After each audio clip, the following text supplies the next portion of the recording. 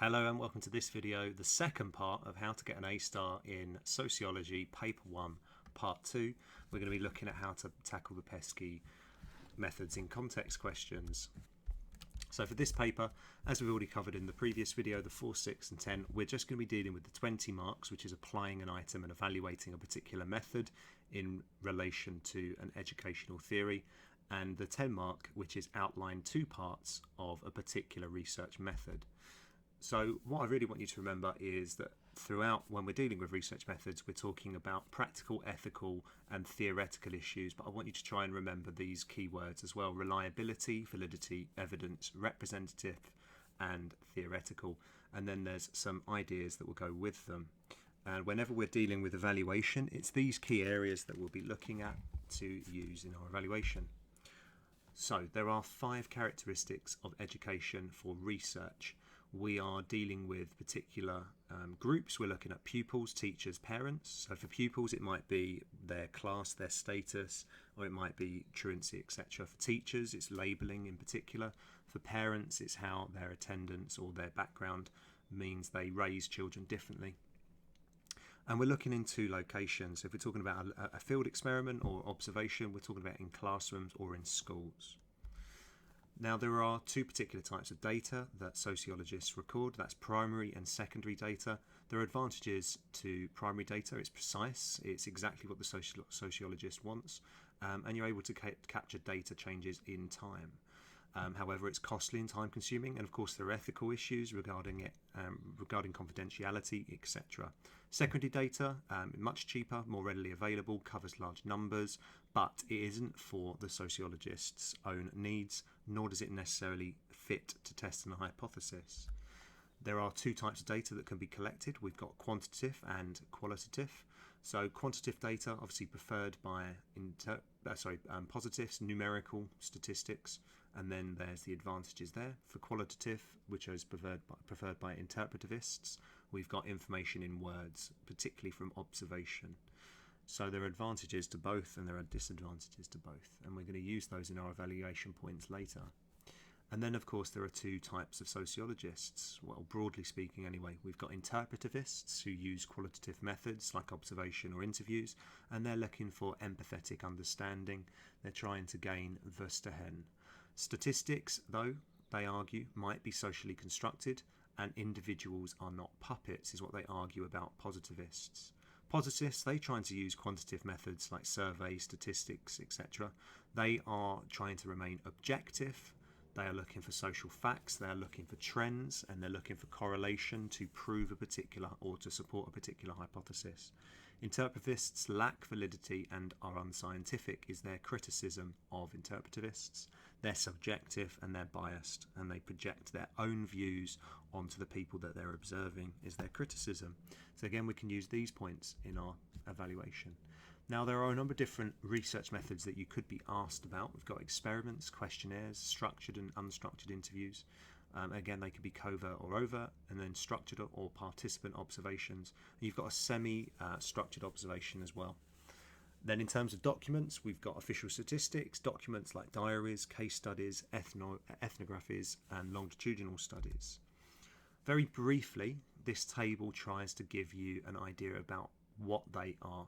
Now, I would advise creating your own table that is far more in depth than this, but this should be able to help you out as kind of a cheat sheet if necessary. On the next page, we've got the advantages and the disadvantages of those. So if we took questionnaires, questionnaires generally are cheaper. They can cover a very widespread area, but only a small proportion of them return. Certain groups are unlikely to return information on questionnaires as opposed to others. Equally, if we looked at, say, official statistics, well, they're readily available, they're repeatable, but they're not sociological, and often they're questionable. In fact, interpretivists would argue that they're socially constructed.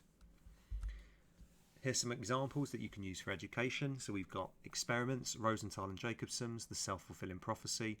In that experiment, it was a field experiment in which they basically gave a group of students an IQ that was higher than their actual, and that led to them showing advanced progress, and that was down to teachers' labelling of them. For questionnaires, we've got Chubb and Moe, the survey of parental attitudes. For interviews, we've got Archer, Halsall and Hollingsworth. They conducted a semi-structured interview of 6 comprehensive London schools. They had a sample size of 89 and they're looking for the identity of the ideal student. For observation, we've got Dale, Spencer, and then we've also got Mack and Gale. And again, for these, I'd absolutely advise you for going into more detail and looking at each of these examples, because we're going to use them quite heavily in the next evaluation points. For case studies, we've got Elizabeth Burns' study of Jenny, who was a working class primary school teacher in an inner city school. For ethnography, we've got Cusack 1974, the study of life in high school. And for longitudinal, we've got Roostone et al., which is looking at the role of language in primary schools, and it lasted 2 years, constantly revisiting those students. So the first question that we'll get is the second question is outline and explain 2 practical disadvantages or 2 theoretical advantages or 2 ethical advantages of using a research method in sociological research. So from the 2017 paper, it was 2 practical disadvantages of using documents in sociological research. So for here, there are 2 variables. You've got either advantages or disadvantages, and then you've also got the type of research method, and then you've also got the type of evaluation that you need to conduct, whether it's practical, ethical or theoretical. So the mark scheme really requires you to have a good understanding of the advantages and the disadvantages and to go on to develop your description. It needs 2 applications of the relevant material and appropriate analysis to gain 8 to 10 marks. So a key sort of writing frame that you should be using in your first introduction, you should outline in very brief what a document is or what the particular research method is, and then you go straight into listing the disadvantage or the advantages, and you try and give an example. So in practice, it looks like this. Documents are secondary sources of information that are pre-existing. A sociologist would use this information to investigate an area of sociological research. There are different examples such as personal diaries and public records. One practical disadvantage would be the cost of using documents in sociological research to generate effective data for research. Research companies would charge a researcher to access to documentation. So in this little paragraph, we've clearly identified a practical disadvantage, cost, and we've gone on to show our understanding of it. Next, we must do our AO2, our application. For here, we use an example conducted by Thomas and Zanacki, and it's the Polish peasants in Europe and America. Now, I'm trying to gain 10 out of 10, but to get 8 out of 10, I'd look for like an illustrative point where you try and give an example where you are able to apply it from previous knowledge.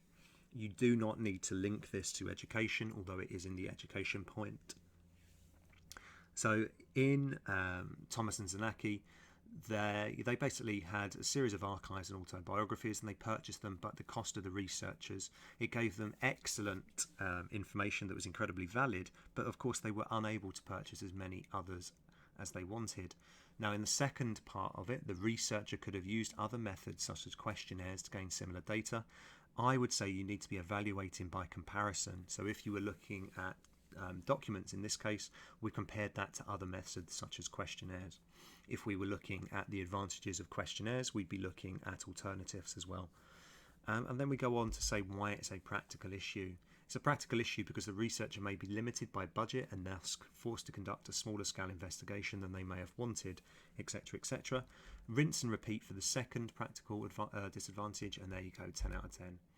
So we break that down. We've got AO1, your knowledge about a particular research method, your AO2, which is the application, and then your AO3. So you can see there by comparison and also reiterating why it's a practical issue, I've fully analysed and evaluated the disadvantages practically of research methods conducted through documentation. Now the first question, applying material from item C and evaluating the strengths and the limitations of a particular research method in a particular context. In 2017, this was your item. Now I've highlighted key points about it, which is what I'd imagine you would do straight away in the exam. So in this exam, we're looking for judgments based on stereotypical assumptions about pupils' social class. The question's asking you about the strengths and limitations of field experiments to investigate the effects of teacher labelling. So what am I going to talk about? Stereotypical assumptions. What else am I going to talk about? I'm going to say that there may be a disadvantage or a limitation is that misbehaviour or truancy is kind of hidden. Secondly, I'm going to talk about an advantage such as natural settings, but I'm going to talk about a disadvantage or a limitation that it's small in scale. And equally, lastly, that some pupils fail to participate in field experiments. There's so many practical, ethical and theoretical issues that you can talk about. There are advantages and disadvantages of each research method, that there's so much that you can write about, but I try and keep it simple to a simple introduction, a practical, advantage or disadvantage, ethical and theoretical. So the mark scheme is looking for accurate, detailed knowledge and understanding of a range of relevant material that's applied accurately in regards to the investigation in question, and evaluation of the usefulness of a research method. And I've highlighted here for 17 to 20 appropriate conclusions must be drawn. So if you want that top band, you have to have a conclusion, even if it's within the paragraphs itself, but I would certainly keep a judgment at the end. So just a reminder, practical issues, we're looking at time, cost, response rate, representativeness, skill of the researcher and accessibility. Ethical issues, we're looking at consent, the issue of anonymity, the psychological or physiological harm, confidentiality, and of course deception. We're dealing with children quite often. Deception and confidentiality is key here. Theoretical issues, well, I might be discussing positivist versus interpretivist interpretations, qualitative versus quantitative data. I'll be talking about the validity of the research, the reliability, the representative sample, the possible interview bias, the lack of Verstehen, objectivity, or the Hawthorne effect. So a quick kind of guide to how you would write it: introduction, and then a PET, paragraphs, and a conclusion. Within each of those PET, you're looking at clearly labelling your AO1, your AO2, your AO3. In practice, your introduction would outline what a field experiment is. So in this case, I go on to say what it is, and I try and give my interpretivist and positivist approach to it. Now, it's important to note that field settings are primarily, almost entirely, a positivist sociologist approach. Although the data might well be written, it produces quantitative data that's looking to show correlation between a hypothesis, that labelling of students has an effect on educational achievement. And you can see straight away in my introduction, I've linked it to the particular thing that we're trying to study, which is labelling. Now, my first practical paragraph looks like this. As you can see, I used the sentence starters, item C, for example, however, and I recommend that you do the same. My first practical advantage is the validity of the data, because they're able to control variables. And then I've used an example of student and teachers in the classroom. My example, my AO2, is Rosenthal and Jacobson's field experiment, but more importantly, there's the second half of the paragraph. The label that teachers applied was the only variable that had been altered. Therefore, there are practical advantages to using field experiments to assess the impact of labelling. My AO3, though, says that a practical weakness of field experiments is the fact that not all variables can be controlled. It is not a laboratory experiment. The researcher cannot account for internal or external factors, such as institutional racism. So you can see within this paragraph, I've really rounded it off to try and look at the practical issues. Now, my second paragraph would be about ethics, and in this case, I've tried to identify, the presence of researchers, concerns about anonymity, etc., students changing their behaviour. We could possibly mention the Hawthorne effect in this. And again, I've used Rosenthal and Jacobson to kind of illustrate the potential for psychological harm to students. This experiment labelled a group of students as more intelligent than others, and the students that were described as others therefore underperformed, or at least received worse grades. However, field experiments are highly replicable due to the simplicity of the method, and I've used the evidence that it's repeated 242 times. Now, my last paragraph would be theoretical issues, trying to look at positivist versus interpretivist, or the data, etc. And then I'd have a conclusion like this. Sociologists would argue that there are clear practical advantages to the use of field experiments.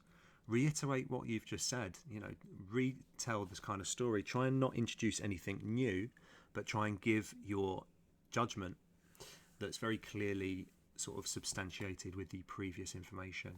The data that is produced would be interpreted by positivists, examining the correlation between labelling and educational achievement. However, it would be criticised by interpretivists as the premise would be socially constructed and vers de hen is needed. Overall, the advantages of using field experiments to investigate the effects of teacher labelling outweigh the advantages. As you can see, I've got a clear judgment that's clearly substantiated with all the paragraphs before, and most importantly is it's regularly reiterated how field experiments are used to investigate the effects of teacher labelling. There can be no doubt that I've got accurate, detailed knowledge and understanding of a range of relevant material in terms of field experiments, strengths and limitations of them, and how they're used to investigate. Appropriate material is applied accurately to the investigation in question, and my evaluation is clear with appropriate conclusions being drawn. Overall, the 2 questions in paper 1 and of course the 3rd question in paper 3 means that research methods are going to be key. You know they're going to come up, you know which ones that you should be using, and you can create a really simple table and really go to town using PET and of course PERVA as an extended acronym on how to analyse these research methods. Thank you very much, and I'll see you in the next video. We'll be looking at 2017's paper 2 and how to get an A star in that one too. Remember to like, comment and subscribe. Pass this on to any sociological friends, and happy hunting.